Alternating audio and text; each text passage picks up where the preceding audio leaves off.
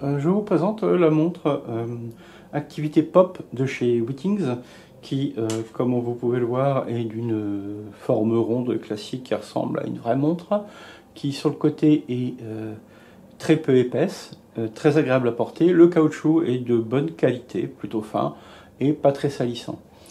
Comme vous pouvez le constater, il n'y a aucun bouton nulle part car tout se fait via l'application ou alors une petite fonctionnalité quand on tape 2 fois dessus.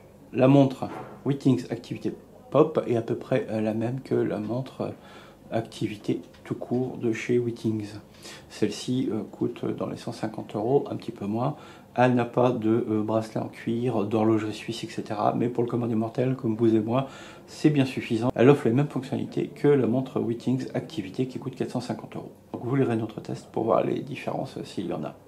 Donc au niveau fonctionnalité, c'est à peu près la même chose, avec des aiguilles pour indiquer l'heure classique, et ici une petite aiguille qui va de 0 à 100 et qui indique le pourcentage que vous avez effectué sur l'objectif que vous avez défini.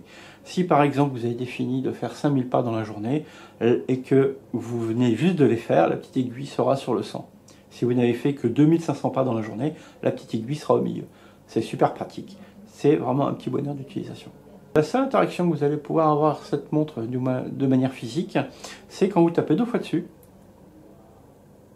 Là, on aperçoit les aiguilles qui tournent. C'est une fonctionnalité qui permet de savoir à quelle heure on a réglé l'alarme. Et donc, dans ce cas-là, les aiguilles se positionnent sur l'heure où vous avez réglé l'alarme. Voilà, je l'utilise pas d'alarme d'ailleurs, mais je trouve ça très drôle et très geek.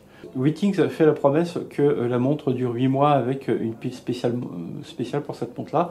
Donc, effectivement, ça ne fait pas 8 mois que je l'ai. Je ne peux pas la tester, mais en tout cas, c'est très agréable de ne pas avoir à la positionner sur un pad, sur un câble, sur un port USB quelconque, tous les 2 jours ou même tous les jours, comme pour l'Apple Watch, pour la recharger. Donc, c'est vraiment un petit bonheur au niveau autonomie.